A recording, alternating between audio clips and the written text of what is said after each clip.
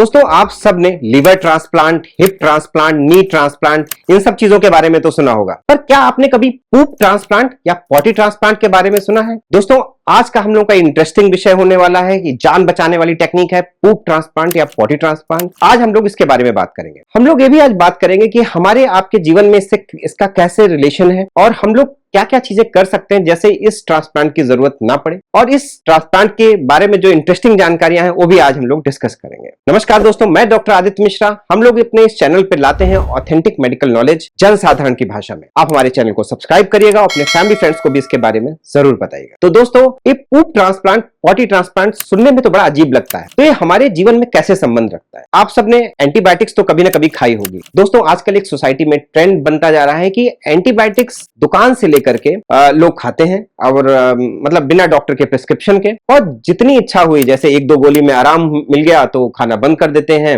Highest end of antibiotics को use करते हैं। दोस्तों ये एंटीबायोटिक्स का गलत यूज है। और इसका क्या नुकसान होता है दोस्तों? इसका नुकसान सबसे पहले हमारे पेट में होता है। अब पेट को अगर हम लोग समझें तो पेट के अंदर हमारे एक गुड बैक्टीरिया होते हैं, बैड बैक्टीरिया होते हैं। इसको हम लोग गट माइक्रोबायोम कहते हैं। तो अगर एंटीबायोटिक गलत तरीके से यूज की जाती है तो बैड बैक्टीरिया के साथ साथ गुड बैक्टीरिया तो मरते हैं और एक गट माइक्रोबायोम हमारा गड़बड़ होने लगता है। और बैड बैक्टीरिया पूरी तरह से नहीं मरते हैं और धीरे धीरे वो अपने अंदर एक रेजिस्टेंस डेवलप करने लगते हैं, मतलब कि वो ऐसी शक्तियां डेवलप कर लेते हैं कि उनके खिलाफ एंटीबायोटिक्स काम नहीं कर पाती है। तो ऐसे बैक्टीरिया को कहते हैं सुपर बग्स। इसको आप सुपर विलेंस समझ सकते हैं। तो ऐसा ही एक बैक्टीरिया होता है क्लॉस्ट्रीडियम डिफिसिल। ये दोस्तों उन ओल्ड एज के पेशेंट्स में, हॉस्पिटल एडमिटेड पेशेंट्स में, या जिनकी इम्यूनिटी कमजोर हो, उनके अंदर एक सुपर बग से इन्फेक्शन देखने को पाया जाता है। और वर्ल्ड वाइड दोस्तों इनके खिलाफ सबसे बड़ी समस्या यह है कि इनके खिलाफ एंटीबायोटिक बहुत कम कारगर होती है। अब आप सोचिए ऐसा बैक्टीरिया जिनको एंटीबायोटिक काम, जिसके खिलाफ कोई अच्छी एंटीबायोटिक नहीं है, तो कैसे ठीक होगा दोस्तों? फिर आता है दोस्तों रोल अपने पूप ट्रांसप्लांट या पॉटी ट्रांसप्लांट का। 2013 में एम्स्टरडैम में एक रिसर्च हुई, उसमें पाया गया कि जिनको इस सुपर बग से इंफेक्शन था आंतों में, उनको जब एंटीबायोटिक दी गई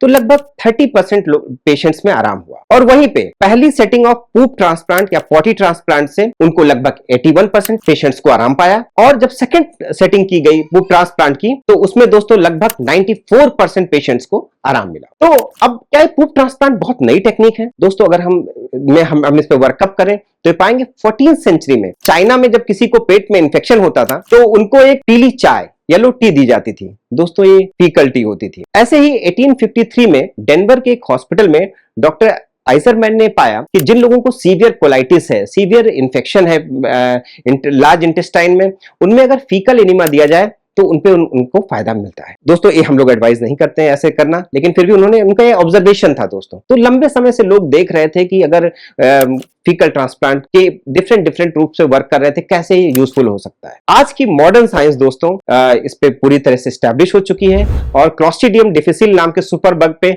बहुत ही अच्छा रोल है इसमें अपने फीकल ट्रांसप्लांट का। तो अभी होता कैसे है, इसकी प्रक्रिया और भी इंटरेस्टिंग है दोस्तों कि जब फीकल ट्रांसप्लांट या पूप ट्रांसप्लांट करना होता है तो इसका डोनर ढूंढा जाता है। ऐसे भी नहीं कि किसी भी आदमी की पॉटी लेकर के ट्रांसफर कर दी गई। अब डोनर की क्राइटेरिया दोस्तों इतना स्ट्रिक्ट है कि आपको लगेगा कि अधिकतर लोग हमारे इस क्राइटेरिया से रूल आउट हो जाएंगे। तो क्राइटेरिया क्या क्या है? पहली चीज, उस आदमी जिसका हम लोग को पूप लेना है या पॉटी लेनी है ट्रांसप्लांट के लिए, जिससे लेनी है, उसको पिछले 6 महीने में कोई इन्फेक्शन ना हुआ हो। दूसरा क्राइटेरिया, उसने कोई एंटीबायोटिक्स ना यूज की हो 6 महीने में। तीसरा, उसको कोलाइटिस नाम की बीमारी ना हो। तो अगर 3 क्राइटेरिया फुलफिल करेगा तो ऐसे आदमी की पॉटी ट्रांसप्लांट के लिए ली जाती है और फिर उसको सलाइन में मिलाया जाता है, उसको फिल्टर किया जाता है और तैयार हो गया अपना लाइफ सेविंग पूप ट्रांसप्लांट का मटेरियल। अब इस जो मटेरियल होता है इसको कोलोनोस्कोपिक थे, लैट्रिन के रास्ते ट्यूब डाल करके जाके बड़ी आंतों में स्प्रे किया जाता है। इसको अगर आप इमेजिन करें तो आप ये समझेंगे कि अपने सुपर हीरोज जैसे सुपरमैन, स्पाइडरमैन, शक्तिमान, इन सब चीजों को, इन सब सुपर हीरोज को, ऐसे गुड बैक्टीरिया को हम लोग आंतों में स्प्रे कर रहे हैं, हम लोग उनका ट्रांसप्लांट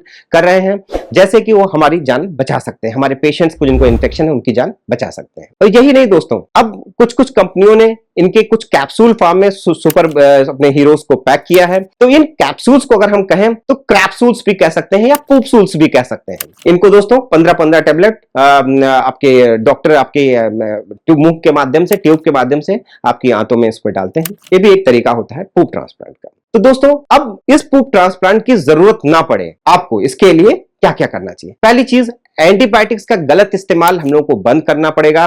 जो दुकान से जाकर के एंटीबायोटिक हम लोग खाते हैं लेकर के, वो चीज ना करिए। डॉक्टर की सलाह लीजिए कोई भी ट्रीटमेंट लेने से पहले, और जितना वो बताएं कि इतना डोजेज लेनी है, इतना कोर्स पूरा करना है, इस चीज पे दोस्तों ध्यान रखिए।